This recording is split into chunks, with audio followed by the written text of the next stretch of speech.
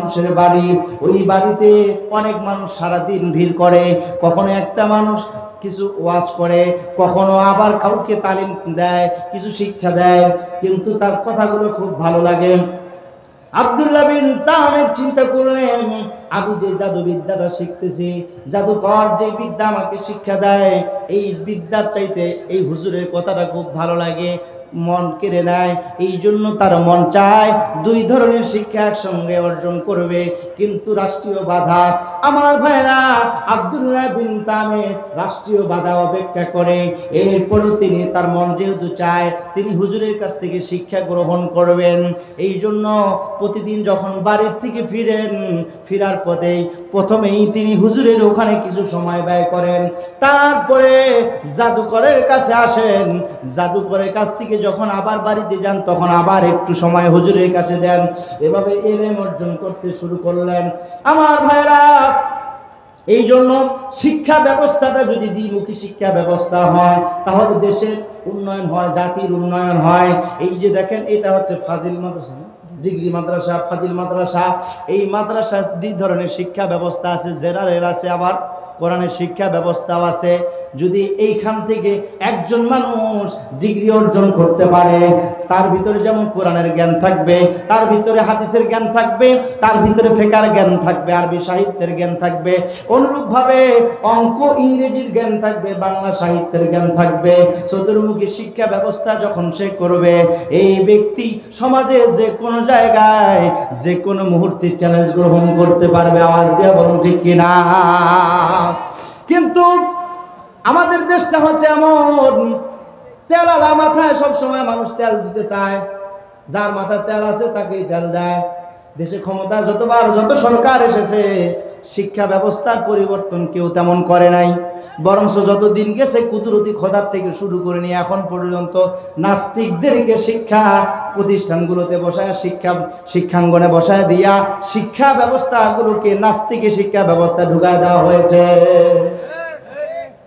তারা চায় মানুষগুলো যেন কোরআন শিক্ষা অর্জন না করে। এই জন্য জালিমরা কখনো কোরআন প্রতিষ্ঠা হোক এটা চাবে না। এই যে ইবতেদায়ী মাদ্রাসাগুলো কয়েকদিন আগে আন্দোলন হলো, দেখেন তো দেখি, স্বাধীনতার 53 বছর হয়ে গেল, দেশের প্রাইমারিগুলো যদি সরকারি হয়, এমপিও হয়, তাহলে ওগুলো হবে না কেন?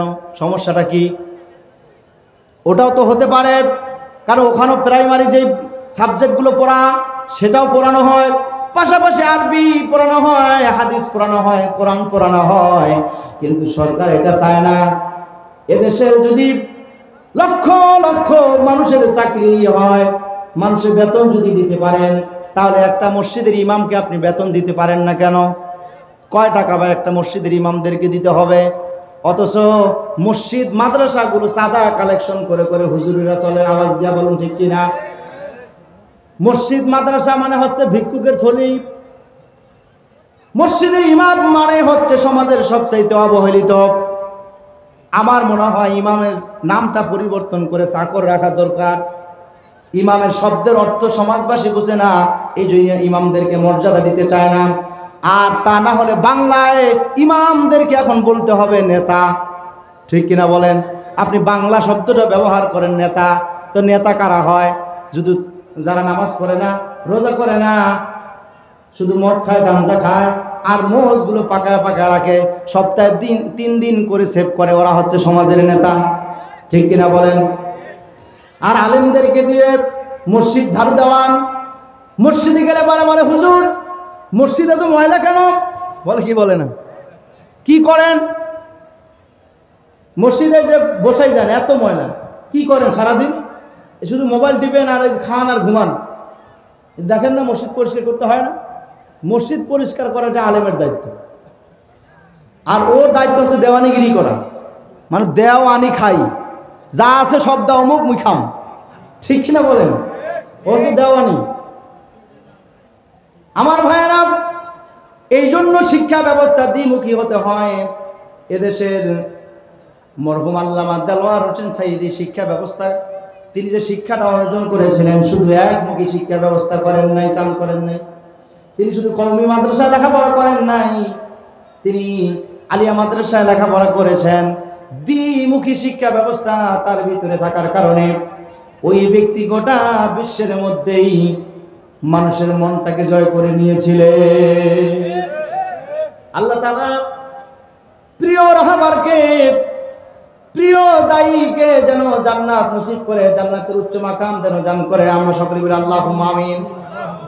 যুবকদের আইডল ডক্টর মিজানুর রহমান আজহারি, তিনি শুধু বাংলায় লেখাপড়া করেন নাই, শুধু কওমি মাদ্রাসায় লেখাপড়া করেন নাই, তিনি আলিয়া মাদ্রাসায় লেখাপড়া করে করে এখন দ্বিমুখী শিক্ষা ব্যবস্থা অর্জন করে আল্লাহ তাআলা তার সম্মানটাকে বাড়ায় দিয়েছেন। কথা বলুন ঠিক কিনা? মিজানুর রহমান যদি এই মাঠে আসতো, আপনারা কি এই মাঠের চিন্তাটা করতেন? দিনাজপুরে বড় মাঠও আপনারা জায়গা দিতে পারতেন না। তখন চিন্তা করতেন দিনাজপুরের মধ্যে সবচেয়ে দহলা কোনটা বড়, ঠিক কিনা বলেন? এত সম্মান আল্লাহ তাআলা তাকে দিয়েছেন শুধুমাত্র কোরআনের কারণে আর সকল শ্রেণীর মানুষের সাথে মিশার কারণে। কথা বলুন ঠিক কিনা? আব্দুল্লাহ বিন তামের ওই ছেলেটাও চিন্তা করলো জাদুবিদ্যা শিক্ষা অর্জন করব তো করব, কিন্তু হুজুরের কাছ থেকে যে বিদ্যাটা শিক্ষা গ্রহণ করছে এটা খুব ভালো লাগে, কিন্তু রাষ্ট্রীয় বাধা থাকার পরেও তিনি শিক্ষা অর্জন করছেন। এক পর্যায়ে জাদুঘর জানতে পারলো, তার পরিবারে অভিযোগ দেওয়া হলো। জাদুকরের কাছে যখন দেরি করে আসে, জাদুকর আব্দুল্লাহ বিন তামিরের উপর অত্যাচার শুরু করলো। বাড়িতে যখন দেরি করে যায়, বাড়ির থেকে টর্চার শুরু করলো। এই সময়ে আব্দুল্লাহ বিন তামির হুজুরের কাছে এসে বলল, হুজুর গো, আপনার কাছে যখন আমি এই যাতায়াতের পথে একটু সময় ব্যয় করি, বাড়িতে যাইতে যখন দেরি হয়, বাড়ি থেকে আমার উপরে টর্চার করে। এরপরে জাদুকরের কাছে যখন আমি যাই তখন আমার উপরে অত্যাচার করে। ও হুজুর, আপনি আমার জন্য একটা বুদ্ধি বাতায় দেন, কি করে আমি মাঠ থেকে বেঁচে যেতে পারি? আব্দুল্লাহ বিন তামিরকে আল্লাহর বান্দা ওই হুজুর ডাক দিয়া বলেন, আব্দুল্লাহ, বুঝতে পেরেছিলে আব্দুল্লাহ, তোমার উপরে এখন পরীক্ষা আসবে। ও আব্দুল্লাহ শোনো, তুমি যখন বাড়িতে যাবা, বাড়িতে যাওয়ার পরে বলবা আমি জাদুকরের কাছ থেকে আসতে দেরি করেছি। আবার যখন জাদুকর বলবে, তুমি বলবা বাড়ির থেকে আসতে দেরি করেছি। আমার ভাইয়েরা, এইভাবে তিনি বলেন দিন যায় রাত যায়। কিছুদিন পরে একদিন লক্ষ্য করে দেখেন যে রাস্তা দিয়ে আব্দুল্লাহ বিন তামের ওই জাদুকরের কাছে আসেন, রাস্তার মাঝখানে লক্ষ্য করে যেখানে অনেকগুলো মানুষ ভিড় জমায়। মনোযোগ কি আপনাদের আছে? কার কার নাই হাত তোলেন? 2-4 জনের নাই, ঘুমাবে, রাত অনেক হয়ে গেছে, তাই না? রাত হলো আর চলবে সারা রাত, ঠিক কিনা বলেন? বছরের প্রথম মাহফিল আমি পেয়েছি, মানে এটা শেষ মাহফিল আর কি, আবার এটাও প্রথম মাহফিল, যেহেতু আর বেশি দিন নাই। আমি তো জানি না যে এখানে সারা রাত মাহফিল চলে। আমি জানি বিশেষ বক্তা আব্দুল্লাহ আলমিন ভাই তো 1টা পার করবে না মাহফিল, তা আমি 10টার মধ্যে স্টেজ ছেড়ে দিব, আলহামদুলিল্লাহ একটু আরামে ঘুমাবো। কারণ গত পরশুদিন আপনার দিনাজপুরে আসছিলাম, কমলপুরে, ওখানে সাউন্ড সিস্টেম ভালো ছিল না, ওখানে গলাটা আমার বসে গেছে। ওই কমলপুরে যে ফাজিল মাদ্রাসা আছে ওখানে, ওই মাদ্রাসা আসছিলাম। এখন এখানে এসে দেখে আমাকে প্রথমে বললো যে হুজুর আপনি শেষ রাইতে ওয়াজ করবেন। শেষ রাইতে ওয়াজ করবো মানে? বলছে আপনি আব্দুল্লাহ আলমিনের পরে ওয়াজ করবেন। আমি বললাম যে দুনিয়ার নিয়মটাও পাল্টে গেল নাকি? প্রধান অতিথি বিশেষ অতিথির মধ্যে কোনো সিরিয়াল নাই, প্রধান বক্তা বিশেষ বক্তার মধ্যে কোনো সিরিয়াল নাই। আব্দুল্লাহ আলমিন হচ্ছে প্রধান বক্তা, উনি প্রথমে কথা বলবে আর আমি পরে কথা বলবো। আমি কাকে ওয়াজ শোনাবো? এই লোকগুলো কি আমার ওয়াজ শোনার জন্য আসছে? এখন তো সব আব্দুল্লাহ আলমিনের লোভে আসছে। তো উনি যদি ওয়াজ করে যায়, বলবে যে হুজুর এখন আপনি মাইকালা আছে, মাইকালা থাকবে, আরো ক্যামেরা আল্লাহ যদি 2-1টা থাকে স্যাটেলাইট, এদেরকে নিয়ে ওয়াজ শোনান, আমরা গেলাম, ঠিক কিনা বলেন? মাইকালা যতই ওয়াজ শুনুক, হেদায়েত হয় না, কিন্তু কম হয়, হেদায়েত কিন্তু হয় না। মাইকালার মতো ওয়াজ কেউ শুনে না, শুনে নাকি? আপনি কয় জায়গায় যান, এলাকার প্রত্যেকটা জায়গায় ওরা ভাড়া দেয়, কিন্তু ওরা যেমন মাইকের ওয়াজও শুনে, ডিজে গানও শুনে, ভালো হবে কিভাবে? ভাইরা আমার, এই জন্য যে কথাটা বলতেছিলাম যে মনোযোগ থাকতে হবে, আমি আর অল্প সময় কথা বলবো। সম্মানিত ভাইরা, আব্দুল্লাহ বিন তামির এখন লক্ষ্য করে দেখেন যে রাস্তায় অনেকগুলো মানুষ ভিড় জমাচ্ছে, পারাপার হচ্ছে না। একদিক থেকে আরেক দিকে মানুষ যাচ্ছে না। কি করলেন তিনি? আস্তে আস্তে করে তিনি সামনের দিকে অগ্রসর হলেন। আব্দুল্লাহ বিন তামির যখন কাছাকাছি গেলেন, লক্ষ্য করে দেখেন রাস্তার মাঝখানে একটা হিংস্র প্রাণী রাস্তাটা আটকিয়ে রেখেছেন। এই পাশের মানুষ ওই পাশে যেতে পারে না, ওই পাশের মানুষ এই পাশে আসতে পারে না। ওই প্রাণীটার ভয়ে মানুষগুলো কোনো দিকে যাতায়াত করতে পারছে না, ওই প্রাণীটাও রাস্তা ছেড়ে দিচ্ছে না।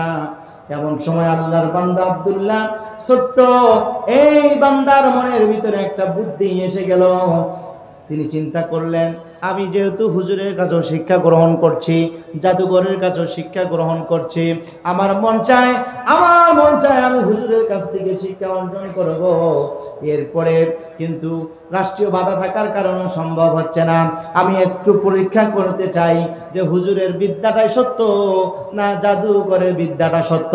আমার ভাইয়েরা বলেন তো দেখি, হাট্টি মাটিম টিম তারা মাঝে পারে ডিম, তাদের খাড়া দুটো শিং, এই কথাটা সত্য না আলিফতে আল্লাহ এই কথাটা সত্য?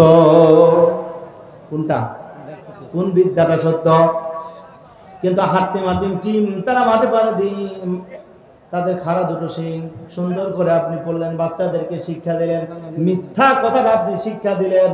বলেন তো দেখি, সারা জীবন আপনি এই ধরনের প্রাণী মাঠে খুঁজে পেয়েছেন নাকি? পাইছেন? ও তার মানে ঘোড়ার ডিম। কিসের ডিম? এই ঘোড়ার ডিম পড়ায়া বাচ্চাদের কি লাভ? এই জন্য আব্দুল্লাহ বিন তামির চিন্তা করলেন, এই ঘোড়ার ডিম পরে আমার কি লাভ হবে? আমি একটু পরীক্ষা করতে চাই কোনটা ঘোড়ার ডিম আর কোনটা আসল ডিম, মুরগির ডিম, এটা আমার একটু পরীক্ষা করা লাগবে। এই জন্য তিনি আল্লাহর কাছে বললেন, আল্লাহ, দুইজনের বিদ্যাই তো আমি শিক্ষা গ্রহণ করছি গো আল্লাহ, যদি জাদুঘরের বিদ্যার চাইতে হুজুরের বিদ্যাটা সত্য হয়ে থাকে, ওগো আল্লাহ, এই যে হাতের মধ্যে একটা পাথর নিলাম, পাথরটা নিয়ে আমি প্রাণীটির দিকে নিক্ষেপ করব। যদি হুজুরের বিদ্যা সত্য হয়, এই প্রাণীটি যেন রাস্তাটা ছেড়ে দেয়। আমার ভাইরা, আমার বন্ধুগণ, আল্লাহর বান্দা আব্দুল্লাহ যখন এই পাথরটাকে নিয়ে ওই প্রাণীটির দিকে ঢেলটা ছুড়লেন, ঢেলটা গিয়ে প্রাণীটির শরীরে যখন লাগলেন, প্রাণীটি শুধু রাস্তা ছেড়ে দিল না, সঙ্গে সঙ্গে প্রাণীটি সেখানে মৃত্যুবরণ করলো। আল্লাহু আকবার। আব্দুল্লাহর বুঝতে বাকি রইল না, যার বিদ্যা আমি শিখছি, এই হাট্টি মাটিম ডিম তারা মাঠে পারে ডিম, তাদের খাড়া দুটো শিং, এই ঘোড়ার ডিম পরে আমার কোনো লাভ নাই। এখন যদি পড়া লাগে, হুজুরের বিদ্যায় আমাকে পড়া লাগবে। সুতরাং আমি বুঝতে পারলাম এই বিদ্যা শিক্ষা করে লাভ নাই। আব্দুল্লাহ বিন তামির এই দৃশ্যটা দেখালেন, ওখানে হাজার হাজার মানুষ জমায়েত ছিল। তারা লক্ষ্য করে দেখলেন, আরে এতগুলো মানুষ আমরা থাকার পরেও প্রাণীটিকে রাস্তা থেকে সরাতে পারি নাই, রাস্তা পারাপার হতে পারি নাই। কোত্থেকে আসলো এই যুবকটা, ছোট্ট বাচ্চাটা কোত্থেকে আসলো? আসার পর কি বা দিয়ে কি বলে ঢেলটা মারলো, তার একটা ঢেলের আঘাতেই প্রাণীটি মৃত্যুবরণ করলো। আসলে এই বালকটা সাধারণ কোনো বালক হবে না। সবাই চতুর্দিকে তার খবরটা ছড়ায় দিল। এই আব্দুল্লাহ বিন তামিরের মধ্যে অনেক ইলম আছে, অনেক গুণ আছে। আমার ভাইয়েরা, হাদিসের মধ্যে এসেছে তার ভিতরে গুণটা আরো কি ছিল দেখেন। ওই সময়ের মধ্যে সবচাইতে কঠিন রোগ ছিল কুষ্ঠ রোগ। এই কুষ্ঠ রোগের তিনি ভালো করতেন, তাকে চিকিৎসা করলে তিনি ভালো হয়ে যেতেন। এরপরে অন্ধ ব্যক্তিকেও তিনি চিকিৎসা করতেন, ভালো বানিয়ে দিতেন। এমন সময় খবরটা যখন চতুর্দিকে ছড়ে গেল, আব্দুল্লাহ বিন তামির অনেক মানুষকে ভালো বানান। মন্ত্রী পরিষদের মধ্যে একজন মন্ত্রী ছিল, ওই মন্ত্রী অন্ধ হয়ে গিয়েছিল, বয়সের ভারী হোক আর যেমনি হোক। মন্ত্রী যখন অন্ধ হয়ে গেল, জানতে পারলো যে আমাদের বাদশার দরবারে যিনি আছেন আব্দুল্লাহ বিন তামির, এই ব্যক্তিটাই এত জ্ঞান অর্জন করেছে, এত এলেম অর্জন করেছে। আব্দুল্লাহ বিন তামিরের এই জ্ঞান, এই এলেমটাই এক সময় পৃথিবীর মানুষের কাজে লাগছে, দেশের মানুষের কাজে লাগছে। তিনি নাকি অন্ধ মানুষকে ভালো বানায় দেন। এই জন্য তিনি হাদিয়া তহবানিয়া অনেকগুলো টাকা পয়সা নিয়ে আব্দুল্লাহ বিন তামিরের কাছে গেলেন। মন্ত্রীর তো টাকার অভাব নাই, দেশেও বাড়ি বিদেশেও বাড়ি আছে না নাই? আছে না নাই? দেশেও বাড়ি আছে, বিদেশেও বাড়ি আছে। একটা মানুষের কয়টা বাড়ির দরকার? ওরকম 60-65টা বাড়ি করে বলেছে, 250টা বাড়িও করেছে। একটা মানুষ যদি 250টা বাড়ি করে, বলেন তো দেখি ওর কবর কয়টা হওয়ার দরকার? 250 হওয়ার দরকার, ঠিক না? এই জন্য কবর নিয়ে আমাদের দেশে গন্ডগোল আছে। এটা জিয়াউর রহমানের কবর না, আছে না নাই? কিছুদিন পরে এরাও বলবে এটা বঙ্গবন্ধুর কবর না, এখান থেকে সরাও, নাহলে ঘুরে দেখো। 2 দিন পরে বলবে এটা হাসিনার কবর না, ওর এইখানে জায়গা হবে না, আরেক জায়গায় নিয়ে যাও। তার মানে তোমার দুনিয়ায় বাড়ি যদি 10টা লাগে, 100টা লাগে, 200টা লাগে, তাহলে আমি মনে করি তোমার একটা কবরে হবে না। পৃথিবীতে যত দল আসবে, যখন যেই দল ক্ষমতায় আসবে, বলবে আর কবরটা এখান থেকে সরাও, এটা আমার জায়গা, ঠিক কিনা বলেন? কবরটা সরাইতেই থাকবে। তার মানে তার বাড়িটাও আমার মনে হয় ওইরকমই হবে। আব্দুল্লাহ বিন তামের ওই মন্ত্রী তার কাছে টাকা নিয়ে গেল। টাকার তো অভাব নাই, বাড়ি গাড়ির অভাব নাই, অনেকগুলো টাকা নিয়ে বলল, আব্দুল্লাহ শুনেছি তোমার নাকি এমন জ্ঞান অর্জন তোমার হয়েছে, তুমি নাকি অন্ধ ব্যক্তিকে ভালো করে দাও। আব্দুল্লাহ বিন তামের দেখতে বলল, মুরব্বী, ও মুরব্বী, তুমি কার কাছে শুনেছো আমি অন্ধ ব্যক্তিকে ভালো বানায় দেই? আমি তো ভালো বানাই না, ভালো যিনি বানান তিনি হচ্ছেন আমার আল্লাহ। মন্ত্রী বলল, মানে আল্লাহ তো আমাদেরই বাচ্চা, তা আবার তুমি কোন আল্লাহর কথা বলছো? বলছে না, তোমারও যেই আল্লাহ আমারও সেই আল্লাহ, তিনি হচ্ছেন উপরে আল্লাহ, নাকি বলেন? মন্ত্রী বলল, তুমি কোন আল্লাহর কথা বলছো? বলছো তোমাকে যিনি সৃষ্টি করেছেন, আমাকে যিনি সৃষ্টি করেছেন, আমি সেই আল্লাহর কথা বলছি। আল্লাহর বান্দা আব্দুল্লাহ মন্ত্রীকে বললেন, মন্ত্রী, তোমার চোখটাকে ভালো বানাতে পারি, একটা শর্ত আছে, আমি ভালো বানাবো না। আমি যে আল্লাহর কথা বলছি সে আল্লাহর প্রতি যদি তুমি বিশ্বাস স্থাপন করো, ঈমান গ্রহণ করো, আমি আল্লাহর কাছে দোয়া করব, আল্লাহ তাআলা আপনার চোখটাকে ভালো বানায় দিবে। মন্ত্রী বলল, দুনিয়া চোখের চাইতে বড় সম্পদ আর কিছু নাই, জীবন যায় যাবে, যাক, সমস্যা নাই, আমি ঈমান আনবো, তারপরে যেন আমার চোখটা ভালো হয়ে যায়। আমার ভাইয়েরা, ওই সময়ে আব্দুল্লাহ বিন তামের ওই মন্ত্রীকে কালেমা পড়ায়া মুসলমান বানায়া দিলেন। লা ইলাহা ইল্লাল্লাহু মুহাম্মাদুর রাসূলুল্লাহ সাল্লাল্লাহু, একটু কালেমা পড়ি, লা ইলাহা লা ইলাহা, আরো জোরে, লা ইলাহা লা ইলাহা ইল্লাল্লাহু মুহাম্মাদুর রাসূলুল্লাহ। আলোচনা হচ্ছিল যে আপনি ব্যবসা করবেন জাহান্নামের আগুন থেকে বাঁচার জন্য। জাহান্নামের আগুন থেকে বাঁচার জন্য আপনাকে ব্যবসা করতে হবে। কি কি দিয়ে ব্যবসা করবেন? জান এবং মাল দিয়ে। আর আল্লাহ রাস্তায় যদি এই ব্যবসাটা করতে চান, ব্যবসার রাস্তাটা হচ্ছে জিহাদ। রাস্তাটা কি? জিহাদ। আর আপনি যখন জিহাদ করবেন তখন আপনার উপর জুলুম আর নির্যাতন আসবে। সুতরাং মাল আল্লাহ রাস্তায় দেওয়া লাগবে। কারা কারা রাজি আছেন ইনশাআল্লাহ? হাত তুলেন। বাকিলার কি মাল টাল নাই? হ্যাঁ, ওইলা মাল না থাকলে আরো কিছু মাল তো থাকে। আজকে একটা কালবেলা একটা নিউজ দেখলাম, এই যে ফেব্রুয়ারি মাস 14 ফেব্রুয়ারি গেল কিছুদিন আগে, কি যুবক গেছে না? 14 ফেব্রুয়ারি, ওটা কি দিবস জানো? নুসরা দিবস না ব্যবসা দিবস? ভালো করে বলেন তো। ওই চ্যানেলে দেখলাম যে কালবেলা একটা মেয়ে বলছে তার জীবনে 200টার উপরে প্রেম হয়ে গেছে। সুবহানাল্লাহ। কয়টা? 200 সেঞ্চুরি পার করছে। নিজে বলছে আমি 3 দিনের উপরে প্রেমিক রাখি না। কয় দিনের উপরে? 3 দিনের উপরে। 3 দিন দেখার পরে ওকে আউট।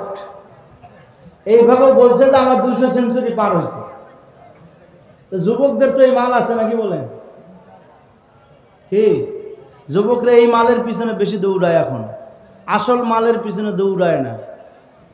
তো এরকম মাল যদি সবার ঘরে ঘরে থাকে, ওই মাল দিয়ে ইসলামের কোনো কাজও হবে না, ঠিক কিনা বলেন?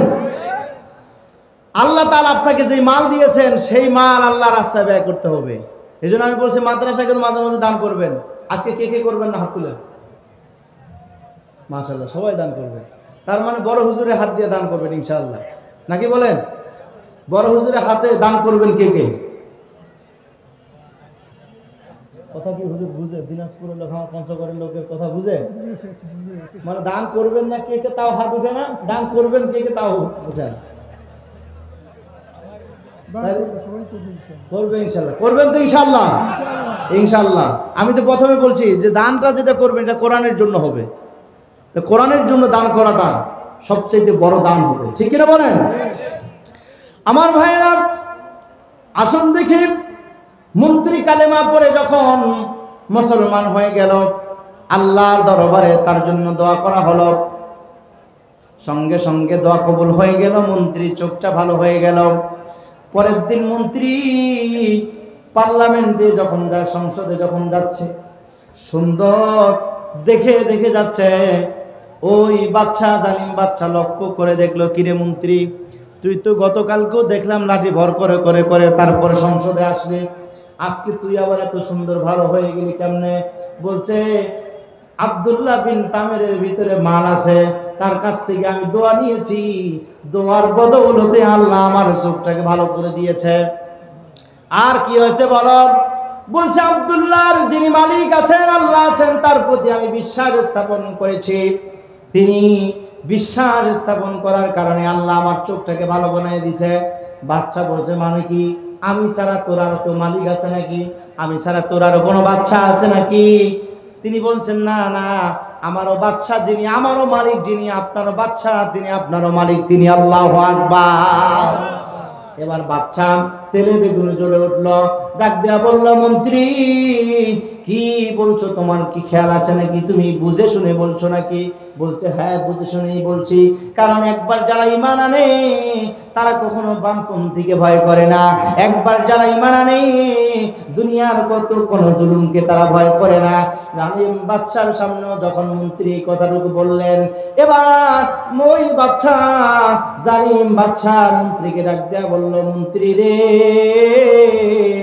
বল বল তুই কার কাছ থেকে ঈমান গ্রহণ করলি? বলছে আব্দুল্লাহ বিন তামেরের কাছ থেকে আমি ঈমান গ্রহণ করেছি। আব্দুল্লাহ বিন তামেরকে আনা হলো, আব্দুল্লাহ বিন তামেরকে জিজ্ঞেস করা হলো, আব্দুল্লাহ বল, তোকে তো আমি জাদুবিদ্যা শিক্ষা দিতে বলেছি, তুই তো জাদুবিদ্যা শিক্ষা গ্রহণ করবি, তুই আবার ঈমান আনছিস কবে? বল রে বল, কার কাছ থেকে ঈমান আনলি? বলছে বাচ্চা, আমি ঈমান এনেছি, বলবো না কার কাছে এনেছি, তবে আমি একমাত্র আল্লাহর প্রতি ভরসা রাখি, তুমি আমাকে যত জুলুম নির্যাতনের কথা বলো কোনো সমস্যা নাই।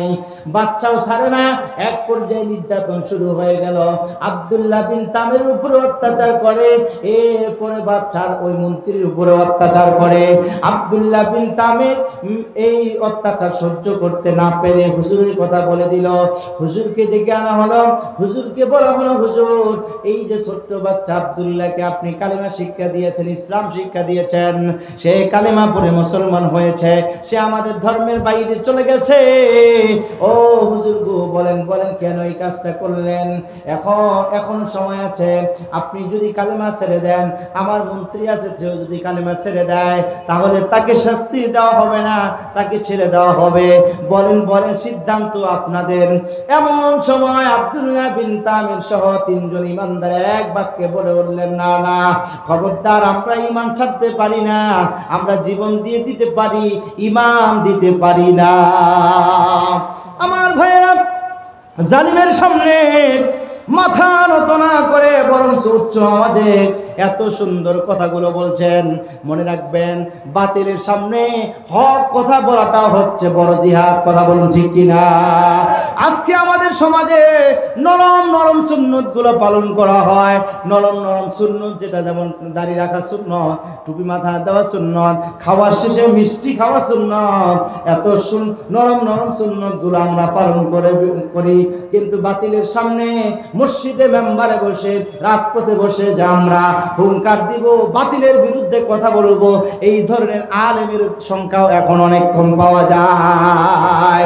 সুন্নাত নয় শুধু দাওয়াতের মেহমান, সুন্নত নয় শুধু খাওয়া শেষে মধুপান, আরো কিছু সুন্নাত আছে, আরো কিছু সুন্নাত আছে, তুমি জানো কি? জানলেও জীবনে কখনো তা মানো কি? জানলেও জীবনে কখনো তা মানো কি?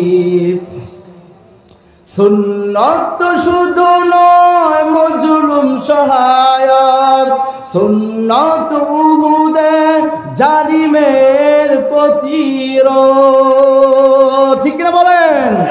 সুন্নত নয় শুধু মুসলিম সহায়ক, সুন্নত উহুদে জালিমের প্রতিরোধ, সুন্নত নয় শুধু নির্জনে ধ্যানে যাওয়া, আর সুন্নত হলো পাথরের আঘাত খাওয়া, মহাব্বতে তার সুদিনে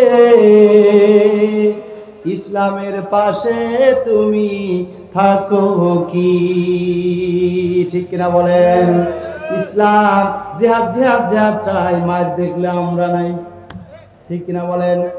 এই তো ইসলামী আন্দোলনে একজন নেতা সেদিন বলেছেন, মুসলিমরা এখনো জেলখানায় থাকবে আর আমরা বাইরে থাকবো, হতে পারে না।